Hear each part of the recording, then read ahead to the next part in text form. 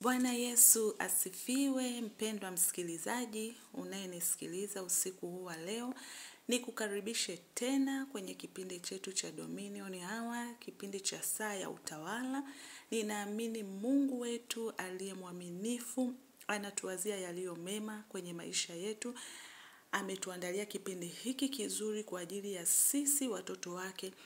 Tuweze kupata nafasi ya kutawala maeneo mbalimbali ambayo bado hatujaweza kutawala. Namwamini Mungu ambaye ameleta somo hili, atatusaidia na atatuongoza vyema kama ambavyo tumeona. Leo tunaenda kushughulika na roho za maneno zinazochafua maisha yako ili usifike pale Mungu alipokukusudia. Tunaenda kushughulika na roho za maneno zinazochafua maisha yako, usifike pale Mungu amekukusudia. Ninajua unaweza ukawa umewahi kusikia somo kama hili, lakini nikukaribishe sana unipatie nafasi ya kuweza kusikiliza Roho Mtakatifu anasema nini kwa habari ya maisha yetu. Nikuombe sana uchukue kalamu na notebook yako na Biblia yako ili tuende kwa pamoja tunapokuwa tunajifunza, uweze kuweka kumbukumbu hata ukiwa mwenyewe baadaye unaweza kurudia na kuweza kuomba. Basi kabla ya kuanza ibada hii, tuende mbele za Mungu, tuikabidhi ibada hii mikononi mwake. Bwana Yesu, tunakushukuru kwa ajili ya uaminifu wako.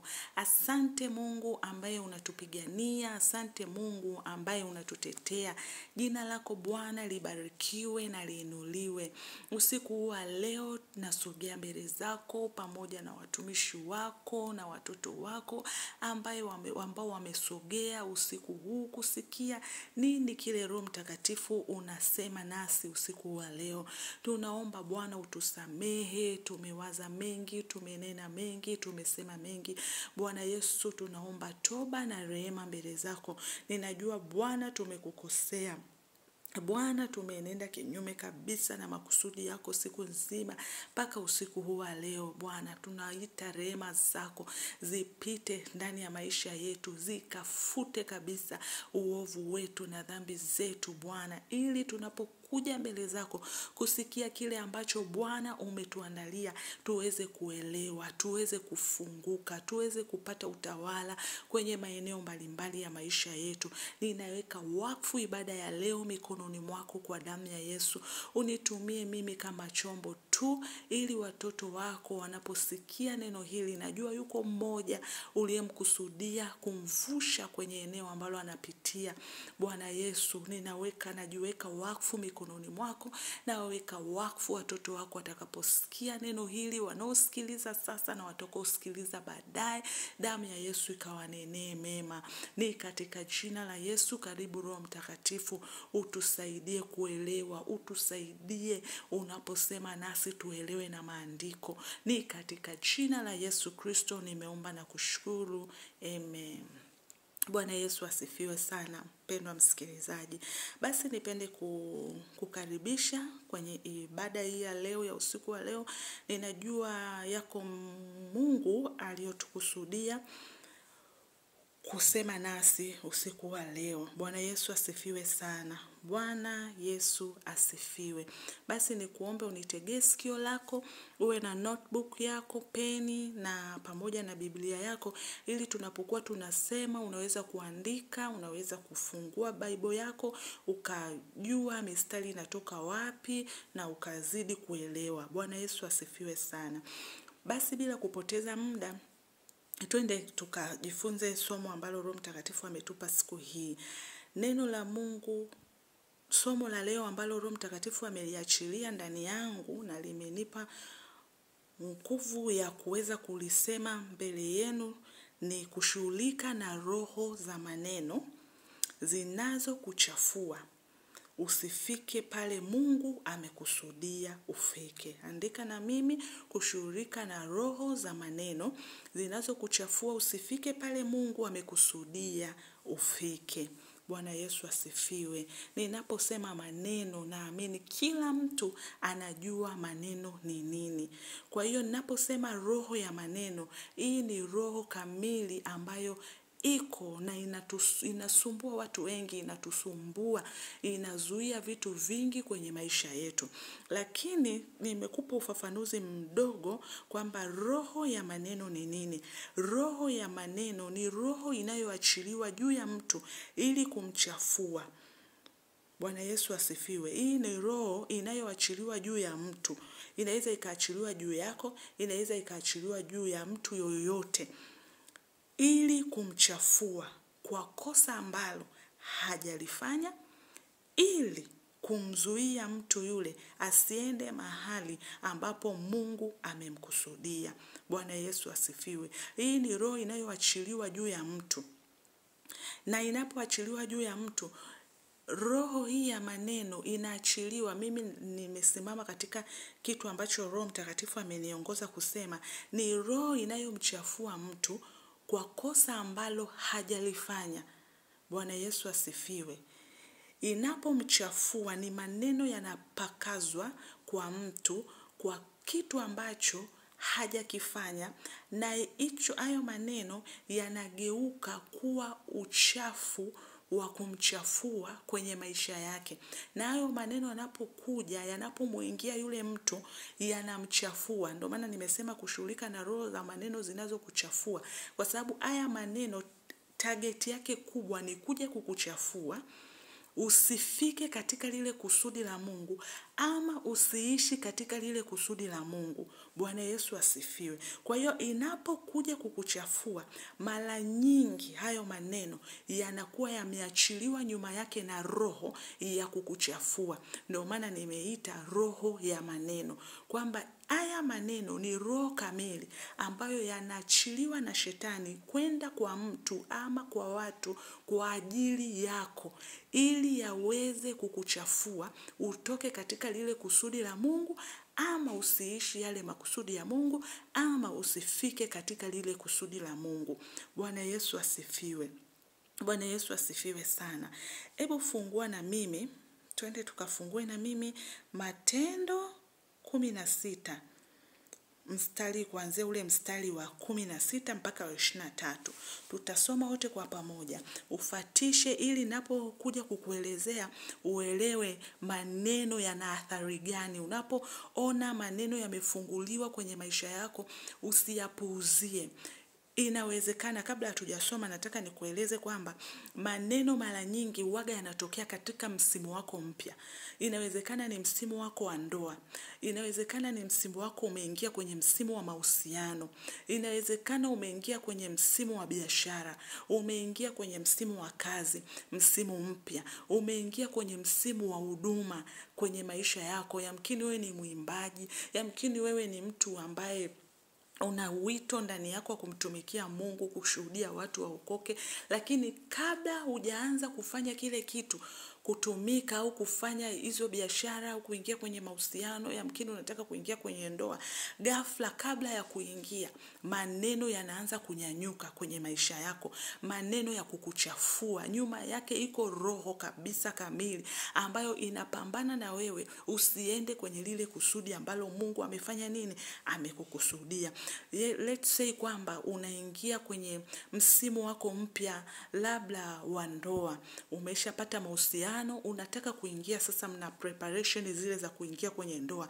Ghafla yanaibuka maneno mengi ya kukuchafua wewe. Kwa hiyo yanaweza yasije direct kwako kama wewe ni mwanamke, yakaenda kwa mwanaume ambaye ndiye anapaswa kukuoa wewe. Kwa hiyo yule mwanaume akapokea maneno mengi sana mabaya ya kwako, ambayo yamkini sio ya kweli, haujawahi kuyafanya. Kwa hiyo yanaingia pale kwenye msimu wako mpya wa mahusiano ili kukuchafua wewe usipate ile nafasi ambayo Mungu amekukusudia wewe kuingia. Na mara nyingi haya maneno huwaga yakiinuka, yanainuka kwenye vitu sahihi. Kama umewahi kufuatilia, aidha kama ni mahusiano, yatainuka kwenye mahusiano ambayo ni sahihi, ambayo Mungu mwenyewe anataka kulitimiliza hilo. ili ufikie hatima yako njema ya ndoa.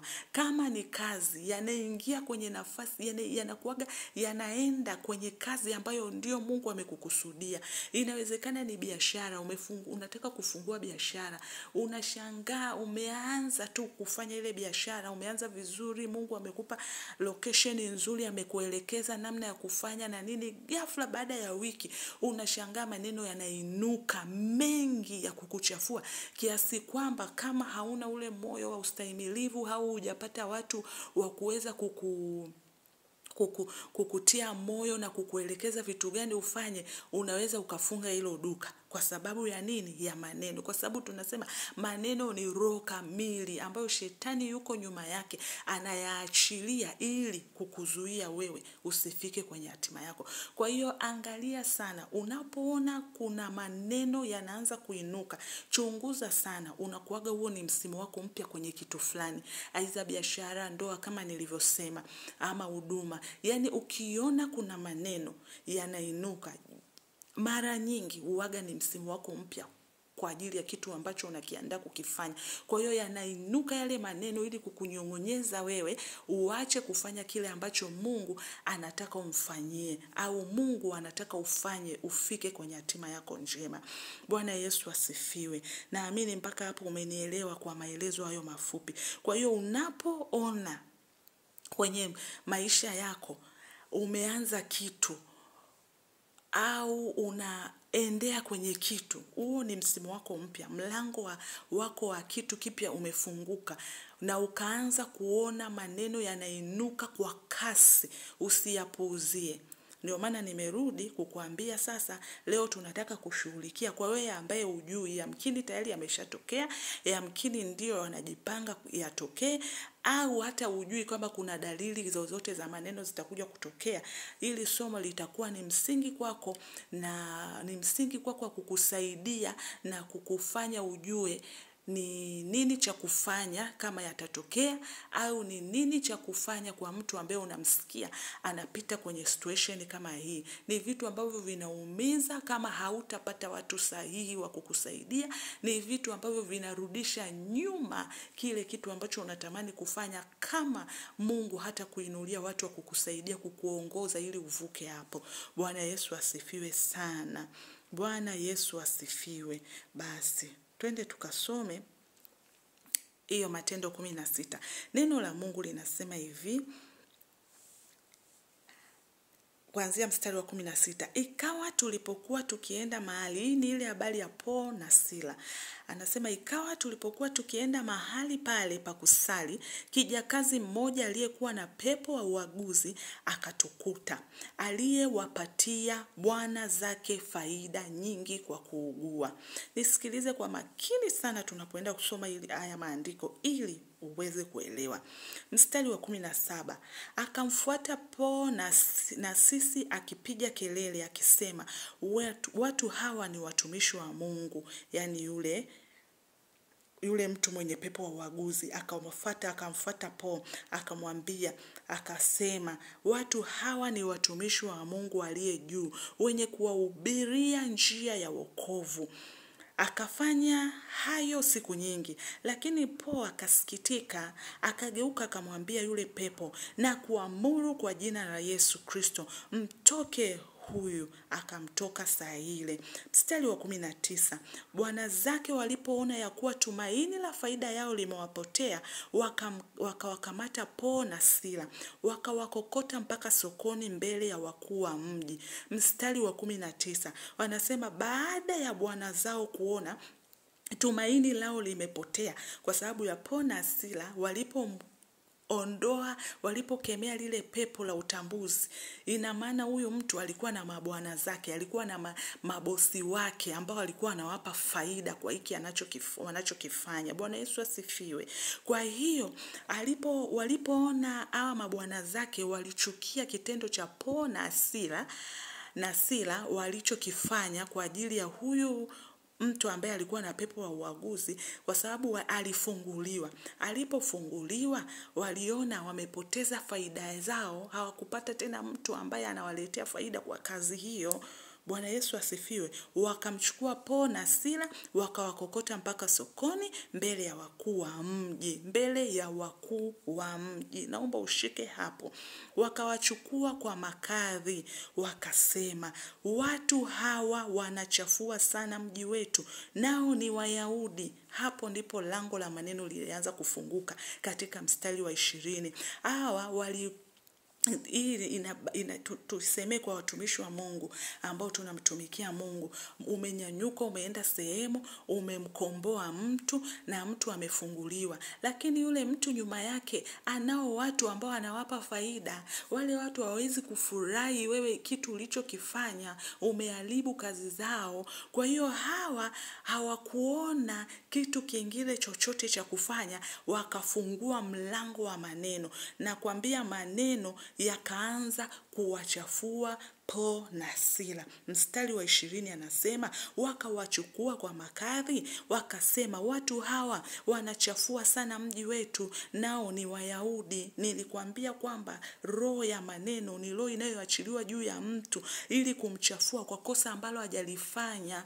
Bwana Yesu asifiwe. Na unaona kabisa hapa katika mstari wa 20 kitu ambacho hawa watu hawa mabwana walioharibiwa faida zao walienda kukisema kwa wakuu wa mji. Walienda kusema hawa kina Paulo na Sila wanachafua sana mji wetu, nao ni Wayahudi. Yani walienda kuwasingizia kwanza maneno ya uongo na wakawachafua. Nia ya hii roho ya maneno ni kukuchafua na kukusemea uongo. Kwa hiyo hapa walienda kusema vitu vya uongo kwa ajili ya Paulo na Sila.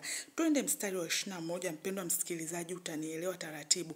Tena wanatangaza habari ya desturi zisizo halali. Hivi kweli kwenda kumfungua mtu na kumtoa kwenye vifungo vya mateso alivyokuwa navyo, anatumikishwa navyo? Hawa wanakuambia hivi, tena wanatangaza habari ya desturi zisizokuwa halali kwetu kuzipokea wala kuzifuata, kwa kuwa sisi tu Warumi. Yani kupeleka injili ya Kristo wao wanasema sio halali kwao. Wanatangaza habari sio za kweli, wanatangaza habari zisizo nzuri. Lakini hawa hawakufanya jambo baya. Walienda kumfungua mtu ambaye alikuwa anatumikishwa na adui. Kwa hiyo wao wanakuambia kwamba walienda kutangaza habari za desturi zisizokuwa halali, kwa sababu wao ni nini? Ni Warumi. Kwa hiyo wakaendelea kuwachochea maneno ya uongo. Unapoona hii roho ya maneno inapoachiliwa, nimekuambia usiipuzie, maana inapokupeleka itakupeleka pabaya. Wenzako wanakuwa wamejipanga. Angalia wanavyosema sasa, wanatangaza habari za desturi zisizokuwa halali. Mstari wa 22 anakuambia, makutano wote wakaondoka, wakawaendea makadhi, wakawavua nguo. Maana sasa hawa hawajui kilichotokea, ila wamepokea taarifa za uongo. Bwana Yesu asifiwe. Na hawa kina Paulo na Sila hawakuweza yamkini hata kujitetea, hawakuweza hata kusikilizwa kwamba walikuwa wanafanya nini. Kwa hiyo hawa walinyanyuka, yamkini wangeweza kujitetea, labda wangesikilizwa na wangejua ni nini walichokuwa wanafanya. Lakini kwa sababu hawa ni watu walikuwa wana nguvu, walikuwa na roho nyuma yake. Ndio maana nakwambia roho ya maneno nyuma yake ina roho. Ukiona hayo maneno unasemwa nayo na yanaanza kukuchafua kwa kasi sana, ujue nyuma yake iko roho ya shetani, na hao watu wamekubali kutumiwa na shetani ili kukuzuia wewe usifike unapoenda. Kwa hiyo anasema baada ya yale maneno kuachiliwa, makutano wote walipata kama ghadhabu na hasira, wakaondoka, wakawaendea makadhi. Mstari wa 22, wakawavua nguo zao kwa nguvu, wakatoa amri wapigwe kwa bakora. Hebu sikia mwana wa Mungu, mtu amewafungua, lakini mwisho wa siku wao wakaadhibiwa kwa sababu ya maneno ya kusingiziwa. Ndio maana ninakwambia, unaweza ukasingiziwa neno, usipolifanyia kazi, kwa sababu hao watu wanaokuchafua na maneno, nyuma yao kuna roho kamili ya shetani, ambayo hiyo roho kamili ikiachiliwa na hayo maneno, mwisho wa siku utashangaa unapigwa bakora. Kupigwa bakora, kuna vitu unaweza ukapita kwenye maisha vigumu sana, vikakutesa, vikawa kama ni adhabu kwako, kwa sababu wale watu walioachilia hayo maneno, nyuma yao kulikuwa na roho. mstari wa 23 anakuambia hivi, nao walipokwisha kuwapiga kwa mapigo. Nimekuambia kupigwa bakora ni kama kupewa adhabu ya maisha. Unapita kwenye mapigo mengi. Wakawatupa gerezani. Angalia sasa, mwisho wa maneno umewapeleka kufungwa kwenye gereza. Inawezekana gereza la umaskini. Kitu hujafanya, umesingiziwa, lakini kwa sababu nimekuambia haya maneno nyuma yake kuwaga kuna roho, unaishia kuingizwa kwenye gereza. Gereza la magonjwa, gereza la umaskini. Hata kama kitu hujakifanya, kama hautajua mbinu za kiroho za kujichomoa hapo, hivi vitu vitakusumbua. Ashukuriwe Mungu ambaye ametupa neema leo ya kuweza kujua hizi roho za maneno, na kuweza nitakuonyesha baadaye namna ya kutoka na kushughulika na hizi roho. Bwana Yesu asifiwe. Anakuambia kwamba wakafanya nini? Na walipokwisha kuwapiga mapigo mengi, wakawatupa gerezani. Wakamwamuru mlinzi wa gereza wawalinde. Sio tu kuwekwa gerezani, lakini kwenye hicho kifungo unawekewa na mlinzi kabisa. Akae hapo akulinde, akuzuie kutoka. Kila unapopambana kutoka, unashindwa kutoka. Kwa sababu gani? Umeingizwa kwenye gereza, na kwenye hilo gereza ndani yake yuko mlinzi ambaye anakuzuia wewe usitoke kwenda ambapo Mungu amekukusudia. Naye kisha kupata amri hii, akawatupa katika chumba cha ndani, akawafunga miguu kwa mikatale. Bado unazuiliwa hatua zako. Na kuambia roho ya maneno, mpendwa msikilizaji, ninapokuambia ikiachiliwa ndani yako, kama utapata msaada wa kiungu, itakuingiza kwenye vifungo ambavyo wewe mwenyewe utahisi Mungu amekuacha, lakini sio Mungu amekuacha. Haujajua tu ni namna gani shetani anafanya kazi, na hujapata ufunuo wa namna gani kutoka kwenye hiyo changamoto. Angalia hawa walifungwa miguu kwa mikatale. Bado umepigwa, bado umefungwa kwenye gereza, umepewa na mlinzi, na ukafungwa kwenye chumba cha ndani, na ukafungwa miguu yako na mikatale. Yani miguu yako ikafungwa, usiweze kufanya chochote, usiweze kutoka mahali ulipo. Tunaijua hii story ukiendelea namna Mungu ambavyo aliwasaidia Paul na Sila. Lakini mimi nilichokuwa nataka kukuambia, tuachane na kuanzia mstari wa 25, ni somo lingine, lakini nilichokuwa nataka nikuonyeshe ni namna gani roho ya maneno ambavyo ilivyo na nguvu kama hautajua namna gani ya kuishughulikia. Bwana Yesu asifiwe. Bwana Yesu asifiwe sana. Namshukuru sana Mungu aliponipa hili, alipokuwa ananifundisha kuhusiana na hili somo. Ni somo refu na ni somo ambalo gumu kiasi, lakini namshukuru Roho Mtakatifu atakusaidia, utaelewa hivyo hivyo nachotaka kukuambia kwa hiki ambacho nitakupa.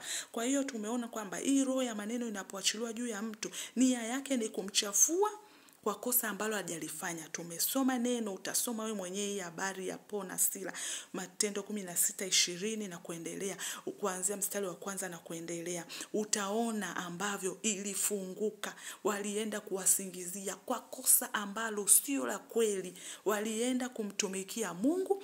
Walipomfungua yule mtu ambaye alikuwa na pepo la utambuzi, anawadanganya watu, anawapa wale mabwana zake faida, sijui wachawi na waganga, ndipo hapo walipochukia, wakaenda kuachilia roho za uongo za kuwachafua Paul na Sila. Bwana Yesu asifiwe sana. Bwana Yesu asifiwe.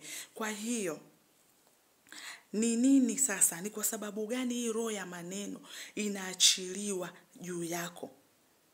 Roho ya maneno inaachiliwa juu yako unapoharibu kazi za adui na kumuondolea faida zake. Nimekusomea hapa katika Matendo 16 kuanzia mstari wa 20. Unapoharibu faida za adui, roho ya maneno, ujue kabisa kama kuna maneno yameinuka kwenye kazi, kwenye biashara, kwenye sehemu yoyote, umeinuliwa roho ya maneno kwenye huduma ulionayo. Kama wewe ni mhubiri, kama wewe ni mwimbaji, umeanza kushangaa roho ya maneno inainuka, inakuchafua, unakosa hata nguvu ya kumtumikia Mungu kwa vitu ambavyo sio vya kweli. Hiki kinainuka, kinakukosesha hata ile nguvu ya kumtumikia Mungu. Jua kabisa adui umesha haribu kazi za adui. Wala isikukatishe tamaa, japokuwa sometimes yanakuumiza kwa sababu ya uchanga, ya kutokujua. Kwa hiyo isikukatishe tamaa, watakuibulia maneno mengi, lakini ujue kwamba ni kwa sababu umeharibu tumaini la faida yao. Ule mstari wa 19 neno linasema, basi bwana zake walipoona ya kuwa tumaini la faida yao limewapotea, wakawakamata Po na Sila, wakawakokota mpaka sokoni mbele ya wakuu wa mji. Ili lango la maneno lilifunguka tu pale ambapo walipogundua hawa jamaa wameharibu faida zetu, na sisi tutawafungulia roho ya maneno, itawachafua. Ndio maana anasema hivi mstari wa 20, wakawachukua kwa makadhi, wakasema, watu hawa wanachafua sana mji wetu. Ikawachafua na wakaanza kuingizwa kwenye vifungo ambavyo hawakustahili kuingia wao kama watumishi wa Mungu. Lakini kwa nini? Ni kwa sababu nyuma ya maneno iko roho ya shetani. Kwa hiyo unapoona umeingia kwenye hii roho, ujue kabisa umefanya kazi ya uharibifu kwenye kambi ya adui. Kitu kingine ni kwa sababu gani roho hii inaachiliwa. Mtu anaweza akasema labda kwa ajili ya mtumishi tu. Hapana. Wengine kabla sijaenda pointi ya pili, wengine inawezekana ni kazi, inawezekana ni biashara. Adui alikuwa kwenye hiyo eneo, yeye ndio anatawala kwenye hilo eneo. Kwa hiyo anapogundua wewe mtu uliye wa kiroho umeingia kwenye hilo eneo, anaona kuna faida zake unaenda kuziharibu unapokuwa hapo, ndipo hapo wanapoanza kukuchafua. Vivyo hivyo inaenda kwa watumishi, vivyo hivyo inaenda kwa wafanyabiashara, kwenye mahusiano, kwenye ofisini, kwenye ndoa. Unapotaka kuingia msimu wako wote mpya, shetani anaona kabisa hapa huyu anapokuja, au ambapo tayari ameshaingia, ameharibu kazi zetu. Kufika tu na kukanyaga kwenye eneo hili, ameshaharibu kazi zetu. Kufika huku kuhamia kwenye nyumba mpya ambayo amejenga, ameshaharibu kazi zetu. Au ndoa uliopo umeshaharibu kazi zao. Kwa hiyo wanakuinulia maneno ambayo yanaenda kukuchafua, kiasi kwamba yanapokuchafua yanainua zile roho za giza sasa zianze kupambana na wewe, kwa sababu zile roho za giza zinafuata kile ambacho kimesemwa. Kwa hiyo zinaanza kupambana na wewe na hauna kosa lolote. Kitu cha pili, ni kwa sababu gani hii roho ya maneno inaachiliwa? Ni ili kukuzuia hatima yako njema, tumesema kwenye maeneo yote kama nilivyokuambia. Lakini kwa nini? Ni pale shetani anapoona unataka kumtoa kwenye eneo lake analolitawala.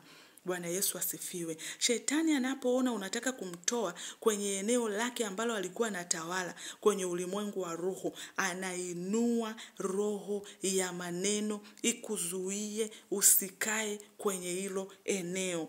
Bwana Yesu asifiwe. Nimesema ni pale shetani anapoona unataka kumtoa kwenye eneo lake analolitawala. Kwa hiyo mpendwa msikilizaji unayenisikiliza, wewe mwana wa Mungu, mahali kokote, nimekuambia msimu mpya uwaga unapelekwa kwenye nafasi. Iwe nimekuambia nafasi zote, ndoa, uzao, uchumi, sijui biashara, mahali kokote ambapo Mungu anataka kukupeleka kwenye nafasi mpya.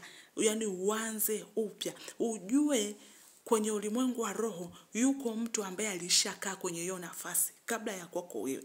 Kwa hiyo unapoinuka kutaka kumtoa, ni lazima ujue ni namna gani unaweza kukaa kwenye hiyo nafasi, ukiwa unaweza kumudu mazingira ya kumuondoa huyo mtu. Lakini ikiwa hujajua ni namna gani unaenda kukaa kwenye nafasi hiyo ambayo tayari kuna roho zilikuwa nyuma yake, zimeshatangulia, zimeshakaa, kwa hiyo unainuka wewe unataka kwenda kukaa, ndiko hapo shetani anainua maneno ya kukuondoa.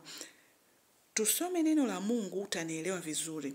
Esther, kuanzia ule Esther 3 mstari wa 1 nitakusomea mpaka ule wa 15. Bwana Yesu asifiwe. Twende taratibu, ndio maana nimekuambia leo chukua Biblia yako na notebook yako, ufuatishe kila ambacho tunasoma ili uweze kupata mwanga vizuri. Bwana Yesu asifiwe. Tuanze ule mstari wa kwanza. Baada ya hayo, mfalme Ahasuero alimuongezea cheo Hamani bin Hamedatha Mwagagi, akampandisha, akamwekea kiti chake juu ya maakida wote waliokuwa hapo pamoja naye. Umenisikia mpendwa msikilizaji? Neno la Mungu linasema hivi, Ahasuero alimpandisha Hamani, akamwekea kiti chake juu ya maakida wote. Means kwamba huyo Hamani alipewa kiti cha utawala juu ya maakida wote. Ndio maana nimekuambia hii roho ya maneno inainuka pale shetani anapoona unataka kumtoa kwenye eneo lake ambalo alikuwa analitawala, wewe unataka kwenda kukaa hapo. Kwa hiyo lazima atakuinulia maneno ya kukuondoa kwenye nafasi hiyo. Anasema hivi, nao watumishi wote wa mfalme walioketi mlangoni pa mfalme wakainama na kumsujudia Hamani, maana ndivyo alivyoamuru mfalme kwa habari zake. Bali Mordekai hakuinama wala kumsujudia. Basi watumishi wa mfalme walioketi mlangoni pa mfalme wakamwambia Mordekai, mbona wewe waihalifu amri ya mfalme? Ikawa waliposema naye kila siku asiwasikilize, wakamwarifu Hamani, ili kuona kama mambo yake Mordekai yatasimama, maana alikuwa amewaambia kuwa yeye ni Myahudi. Bwana asifiwe. Hata Hamani alipoona ya kwamba Mordekai hainami wala kumsujudia, alighadhibika. Nimekuambia huyu Hamani alikuwa kwenye ufalme wa Ahasuero, alipewa kiti. Huyu Hamani alikaa kwenye nafasi ya juu ambayo Mordekai alikuwa na binti yake ambaye ni Esther, walikuwa wanataka kukaa kwenye hiyo nafasi. Lakini sasa yeye Mordekai alianza kwa kutokufanya nini? Kumtii, kutokumsujudia huyu Hamani. Bwana Yesu asifiwe. Wakagundua, kumbe hawa ni Wayahudi. Hata Hamani alipoona ya kwamba Mordekai hainami wala kumsujudia, alighadhibika sana. Show inaanza kuanzia hapo sasa. Akaona si shani kumtia mikononi Mordekai peke yake, maana wamemjulisha kabila yake Mordekai. Kwa hiyo Hamani alitaka kuwaangamiza Wayahudi wote waliokuwa wakikaa katika ufalme wote mzima wa Ahasuero, yani watu wake Mordekai, akiwemo na Esther. Twende basi. Mwezi wa kwanza ndio mwezi wa Nisani, mwaka wa 12 wa mfalme wa Ahasuero, wakapiga puri, yani kura, mbele yake Hamani, siku kwa siku na mwezi kwa mwezi, hata mwezi wa 12 ndio mwezi wa Adari. Lango la maneno lilifunguka hapo sasa, lilianza. Basi Hamani akamwambia mfalme Ahasuero, kuna taifa moja, maneno ya uongo yakaanza. Kuna taifa moja waliotawanyika na kukaa mahali katikati ya mataifa walioko katika majimbo yote ya ufalme wako. Nao sheria zao zimefarakana na sheria za kila taifa, wala hawazishiki amri za mfalme. Kwa hiyo haimpasi mfalme kuchukuliana nao. Alianza kutengeneza maneno sasa. Basi mfalme akiona vema na iandikwe kwamba waangamizwe. Kama nilivyokuambia, unapoona roho ya maneno inainuka kwenye msimu wako mpya wa maisha, hakikisha unaishughulikia mpendwa msikilizaji. Yani usikubali, kwa sababu nyuma yake watakuangamiza. Watakuangamiza na watakuharibia kile ambacho unatamani kufanya. Anakuambia, fikiria huyu ameenda kutengeneza sasa dili kwa mfalme kwamba iandikwe sheria kwamba waangamizwe. Anasema, nami nitalipa talanta 1000. Nitalipa talanta 10,000 za fedha mikononi mwao watakaosimamia shughuli hiyo, waziweke katika hazina ya mfalme. Ndipo mfalme alipoivua pete. Angalia sasa hawa watu ambao wanajua kuchochea maneno ya uongo. Akapewa na pete mkononi mwake.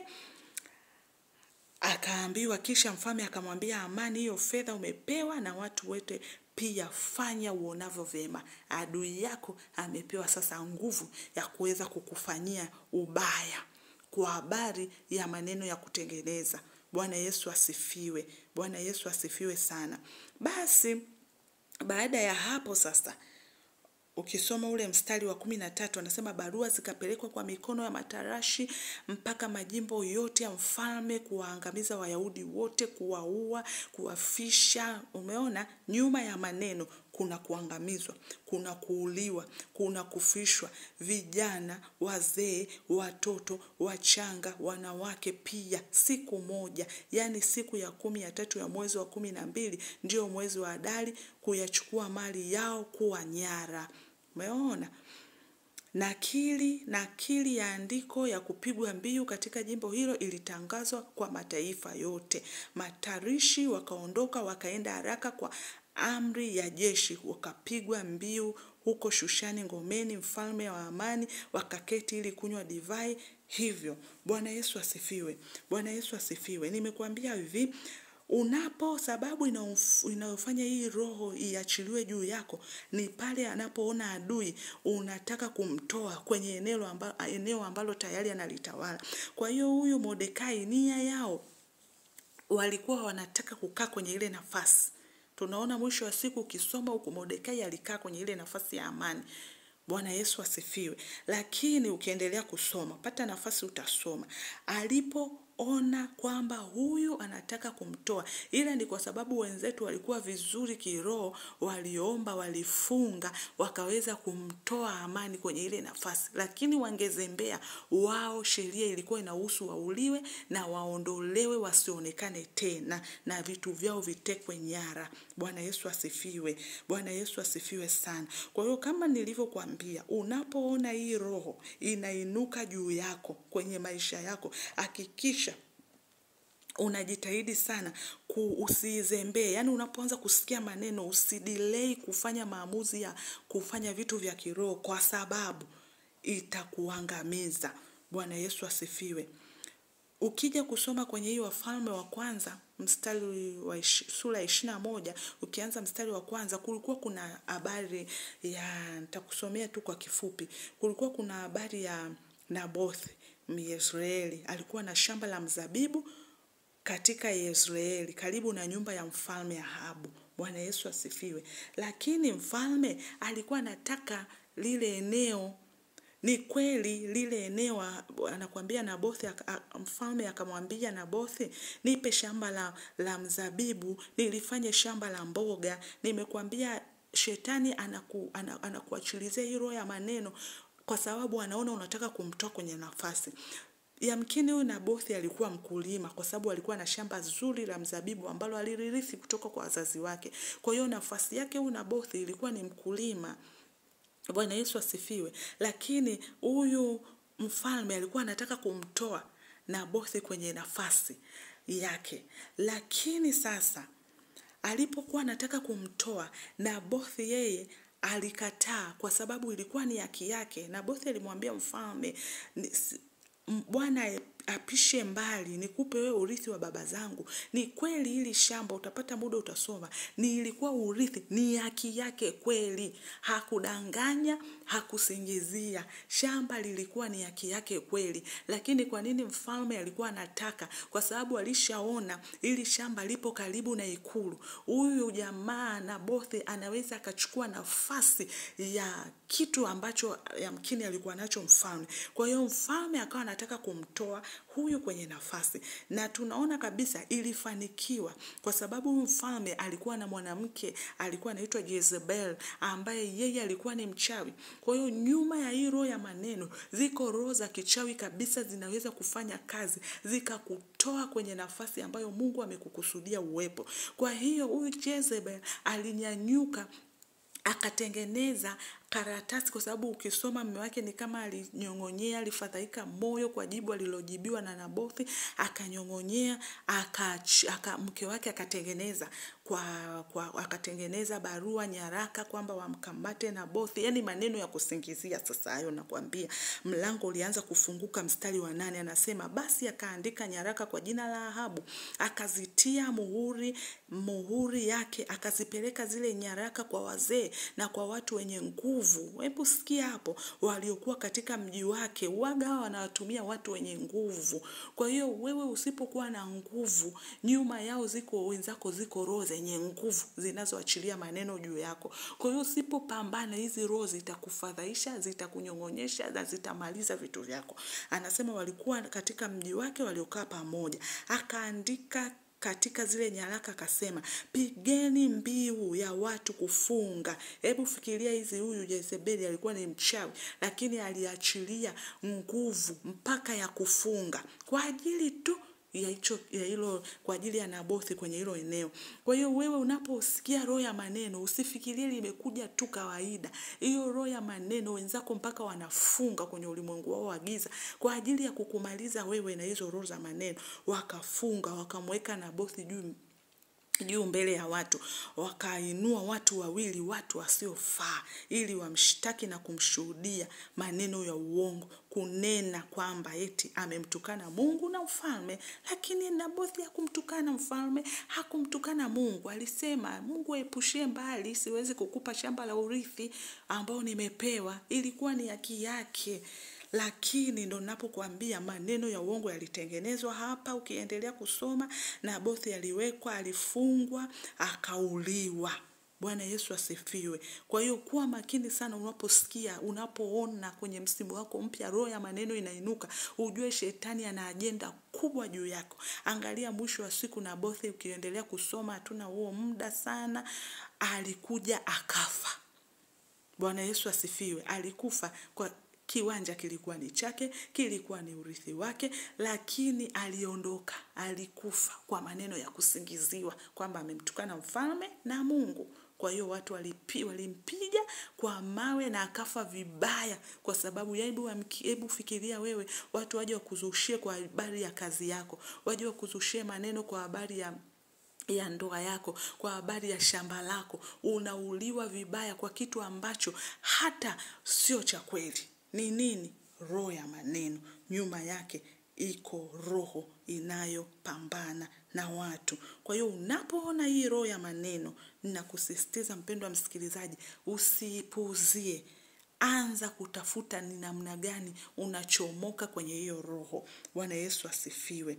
Kwa hiyo kwenye hii roho ya maneno, shetani anaweza kutumia chochote kukuchafua. Anaweza kutumia wachawi, tunaona Yezebel, anaweza kutumia watu wenye vyeo, anaweza kutumia rafiki, anaweza kutumia ndugu, anaweza kumtumia mtu uliyemwamini, anaweza kutumia wanyama kwa ndoto, anaweza kutumia wadudu, anaweza paka kinyesi kwa ndoto, hata kukuvalisha vazi la uovu. Tunaona Joshua kwenye Zekaria 3:3 alivalishwa vazi la uovu. Malaika waliona kwamba mbona ana vazi la uovu, alichafuliwa kwenye ulimwengu wa roho. Yeye kama yeye alikuwa safi ukikutana naye mwilini, lakini rohoni tayari walikuwa wameshamchafua. Kwa hiyo shetani anaweza kutumia kitu chochote kukuchafua. Kwa hiyo usichukulie kawaida, hata rafiki yako, hata ndugu, hata jirani, mtu uliyemwamini, chochote. Uwe kwenye ndoto umelala, unaota kuna mdudu kakunyea, au mnyama kakunyea, au umevikwa vazi chafu la aina yoyote, ujue hicho kitu kinaweza kutumika kukuchafua. Bwana Yesu asifiwe. Bwana Yesu asifiwe sana. Kwa hiyo andika, shetani anapokuchafua nia yake ni nini? Nitakusomea. Shetani anapokuchafua nia yake ni kukuibia uchumi wako. Bwana Yesu asifiwe. Tunaona Nabothi alipouliwa, alikuwa anachafuliwa na maneno kwa sababu alikuwa analitaka shamba lake. Nabothi alikuwa ni mkulima wa mizabibu. Kwa hiyo shamba lake, fikiria, lilikuwa sehemu nzuri karibu na ikulu. Ina maana hili shamba lilikuwa linamletea fedha, lilikuwa linamletea vitu, mali, lakini walimuua. Kwa hiyo waliiba uchumi wake. Kwa hiyo roho ya maneno inapokuja, inakuja na vitu vingi. Ni vitu vingi, nimetakupa tu vitu vichache kwa sababu ya muda. Waliiba uchumi wake. Hii shetani anapokuchafua nia yake kubwa ni kuiba uchumi wako, ni kukutoa kwenye nafasi. Tunaona pale nimekusomea kwenye hata ukisoma kwenye hiyo Wafalme, nia yao ilikuwa ni kuwatoa kwenye nafasi. Ukisoma kwenye Esther, nia yao walikuwa wanatakiwa watolewe kwenye nafasi, na maana wangeuliwa. Esther asingekaa kwenye kiti cha umalikia kwa sababu na yeye alikuwa Myahudi, ila alipoingia pale hawakujua kwamba yeye ni Myahudi, lakini wangekuja kujua kwamba ni Myahudi, wasingekaa kwenye hiyo nafasi. Mordekai asingekaa kwenye hiyo nafasi, wala Esther. Kitu kingine ni kutaka kuachilia roho ya mauti. Yaani usipokuwa makini, lazima watakuua kwa hii roho ya maneno, kwa sababu watakutengenezea kitu ambacho sio sahihi kwako. Watakiunda, watatengeneza maneno, lakini nyuma yake iko roho ya mauti, wanaiachilia ikufuatilie. Bwana Yesu asifiwe. Bwana Yesu asifiwe sana. Kitu kingine ni kukuzuia usifanye jambo ambalo Mungu anataka ufanye. Bwana Yesu asifiwe. Kitu kingine ni kukupotezea kibali. Nia yao ni mbaya, hawataki tu upate kibali mbele za watu. Kwa hiyo wanajitahidi kukuchafua ili ukose kibali mbele ya watu unaowahudumia au unaofanya nao kazi au kwa mume wako au kwa mtu ambaye umeingia naye mahusiano ili kuelekea kwenye ndoa. Bwana Yesu asifiwe. Bwana Yesu asifiwe sana. Sasa ni nini ufanye unapogundua hii roho ipo juu yako? Bwana Yesu asifiwe. Bwana Yesu asifiwe. Kitu cha kwanza kabisa, andika na mimi, unatakiwa uanze na toba. Bwana asifiwe. Toba kwa kila kinachokusababisha kuchafuliwa. Kila kitu kinapokuja kwenye maisha yako, jua kilipata mlango. Kuna mlango ambao yamkini ulikuwa wazi, ukasababisha wewe uchafuliwe kwenye maisha yako, kwenye ulimwengu wa roho ama kwenye ulimwengu wa mwili. Bwana Yesu asifiwe sana. Kwa hiyo nini ufanye unapogundua chapu hii roho ya maneno imeingia kwenye maisha yako? Unaanza na toba. Kwa hiyo andika na mimi hii mistari utaisoma. Matendo 3:19 mpaka mstari wa 21, Isaya 1 mstari wa 18. Bwana Yesu asifiwe.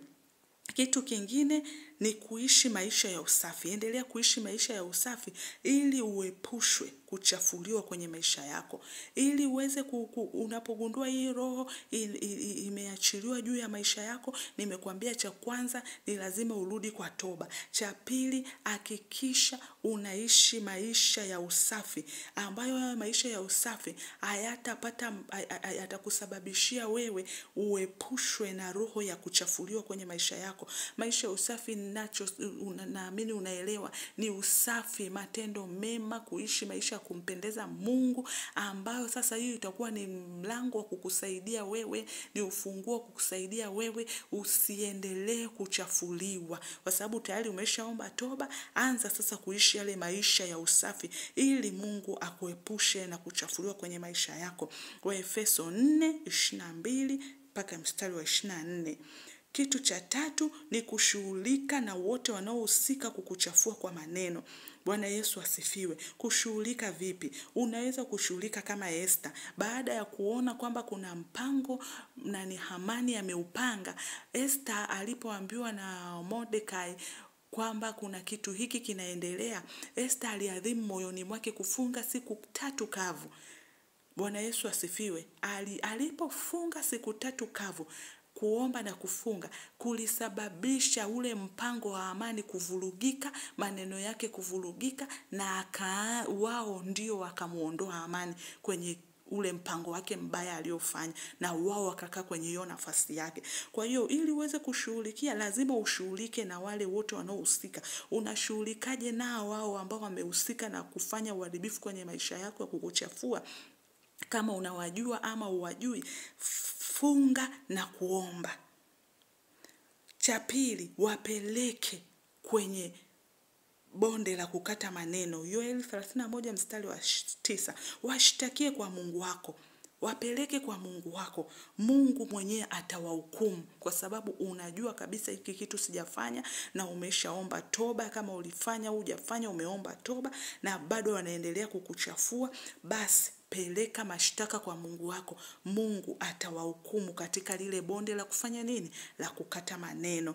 Kitu cha mwisho, funga huo mlango waliokuwa wanautumia kwa damu ya Yesu ili kuingia na kuleta roho ya maneno. Matthew 18:18. ufunge huo mlango kwa damu ya Yesu, usifunguke tena kwenye maisha yako na kwa kizazi chako. Bwana Yesu asifiwe. Sasa nataka tuombe mimi na wewe usiku wa leo, lakini kwa sababu nimeshakupa hivi vitu vya nini ufanye unapogundua hii roho ipo juu yako, utaendelea kuviomba mwenyewe mpaka utakapoanza kuona ule mpenyo, au utakaposikia amani, au hayo maneno yatakapofutika kabisa kwenye maisha yako. Bwana Yesu asifiwe sana. Kwa hiyo sasa twende mbele za Mungu tukaombe pamoja. Tutaanza na toba. Bwana Yesu asifiwe. Bwana Yesu asifiwe. Twende mbele za Mungu mpendwa msikilizaji. Bwana Yesu, ninakuja mbele zako usiku huu wa leo. Asante Bwana kwa uaminifu wako. Asante Bwana kwa wema wako. Asante umetupatia neno hili Bwana kwa ajili ya kututoa kwenye vifungo ambavyo shetani alitufunga navyo vya maneno. Mungu tunakushukuru, tumesikia neno lako. Tunakushukuru Bwana. Asante Bwana Yesu kwa kuwa umefungua masikio yetu, imesikia neno hili kwa ufupi. Nasi Bwana tunakuja mbele zako kwa toba. Ninaomba rehema Bwana mbele zako. Yekoria na mashegede mahayara na masika. Maana umesema katika Isaya 1:18, haya njoni tusemezane, asema Bwana, dhambi zenu zijapokuwa nyekundu sana, zitakuwa nyeupe kama theluji, zitapokuwa nyekundu kama bendera, zitakuwa kama sufu. Mungu wewe uturehemu usiku wa leo. Yamkini Bwana tumekukosea sisi wenyewe, ama wazazi wetu, ama vizazi vilivyopita, tumekutenda dhambi Bwana, na ukafungua mlango wa maneno ya kutuchafua kwenye maisha yetu. Mungu uturehemu, Mungu tusamehe, Bwana uturehemu, maana neno lako linasema tukiziungama dhambi zetu, wewe ni mwaminifu na wa haki, hata unatusamehe na kutusafisha na udhalimu wote. Yekoria na mashege bahaya zede bahande. Bwana uturehemu, utusamehe. Bwana uturehemu, utusamehe. Mahali tulipokukosea tukafungulia hii roho ya maneno, na imechafua maisha yetu, na imechafua maisha ya watoto wako. Yekorana mashia, wewe si mwingi wa hasira, bali ni mwingi wa rehema. Ninaomba toba kwa ajili ya watoto wako na kwa ajili yetu Bwana. Uturehemu, utusamehe. Uturehemu, utusamehe. Rana mashegede manzederi yana mashaya. Ribobobo shika yarana na masika yarada bosya. Reke seteri yana mashederi ya masaya. Ribobobo shika yarana na masika yarana mosya. Bwana turehemu, Bwana tusamehe. Ututakase kwa damu ya Yesu. Bwana ninasogea mbele zako. Ninaomba kwa ajili ya watoto wako wanaonisikiliza sai Bwana. Wapatie neema ya kuishi maisha masafi. Maana umesema katika Waefeso 4, mvue kwa habari ya mwenendo wa kwanza utu wa zamani unaoharibika kwa kuzifuata tamaa zenye kudanganya, na mfanywe wapya katika roho ya nia yenu. Bwana ninakusihi, umesema mkavae utu upya ulioumbwa kwa namna ya Mungu katika haki na utakatifu wa kweli. Mungu wangu, mvike kila mtu vazi la utu upya. Mvike kila anayenisikiliza Bwana vazi la utu upya ulioumbwa kwa namna ya Mungu katika haki na utakatifu wa kweli, ili tuweze kuishi maisha matakatifu, ili tuweze kuishi maisha ya usafi, ili tuweze kuishi maisha ya kukupendeza wewe, ili lango la maneno, ili lango la roho ya maneno lisipate nafasi kwenye maisha yetu. Korana mashegede mahaya zene makanderiana mashaka. Mvike kila anayenisikiliza sahi vazi la utakatifu Bwana, wakuwa amenyenyekea mbele zako kwa toba. Mvike kila mmoja vazi la utakatifu, mvike kila mmoja vazi la usafi, ili Bwana tuweze kuishi maisha ya kukupendeza wewe. Rama segederiana mashaya. Nami Bwana ninasogea mbele zako. Rima shegederiana na masaya rana na mashegede na mahaya zeketeria na mosha brana na masika ya rada bosha reke setereke da mandera da bashika ribobobobo saya rana na masegederia na maye jegede na mahaya rada da basika yekoriana na mashegedera na masaya rikorodo boshika ya rana na masika reba baba sheke Riko shandarana na masika yarana na masaya. Bwana umesema mataifa na wajihimize wakapande juu katika bonde la Yehoshafau, maana huko ndiko nitakako keti ni wahukumu mataifa yote yaliyo pande zote. Bwana, tunasogea mbele zako, tunawasogeza wote wanaotuzushia maneno ya uongo, wanaotupakazia maneno ya uongo, wanaotutengenezea skendo za uongo zinazochafua maisha yetu, zinazochafua mahusiano yetu, zinazochafua biashara zetu, zinazochafua kazi zetu, zinazochafua ndoa zetu, zinazochafua watoto wetu, rika sando rodo boshika, zinazochafua huduma ulizoweka ndani yetu, makora na masheke, hata tunashindwa kufika pale ambapo Mungu umekusudia. Tunawasogeza mbele zako Bwana, wewe ambaye umekaa katika lile bonde la Yehoshafau, maana huko ndiko unaketi wewe wahukumu mataifa yote yaliyo pande zote. Raka sede mandera dadabashaya. Ninawasogeza wote Bwana, ninawasogeza wote Bwana, wote kwa majina yao, ninaowajua na tusiowajua, wanaochafua watoto wako, wanaochafua maisha ya watoto wako, wanaowazuia wasifike kwenye hatima zao kwa maneno ya kusingizia. Reka sando rana mashegede mahaya. Bwana, tunawasogeza kwenye bonde lako la Yehoshafau. Bwana, uwahukumu wewe mwenyewe, maana hukumu ni kwa Bwana. Riba baba sheke, wewe umesema utatupigania na sisi tutanyamaza kimya. Sisi tumenyamaza kimya Bwana, tumewasogeza kwako Bwana. Wewe ndiye utoaye hukumu, wewe ndiye utoaye hukumu. Riba baba shende riana masaya, riko sayara na mashegede masiara dabashaya. Kwa damu ya Yesu ninakusihi Bwana, kila ambaye anapita kwenye changamoto ya maneno na imemkosesha amani, na imemkosesha raha, imemkosesha kuendelea mbele, imemzuia kusogea, imemzuia kwenda mbali, imemzuia reke sambonda rana na masia, imemzuia kufika kwenye kusudi ambalo umemkusudia.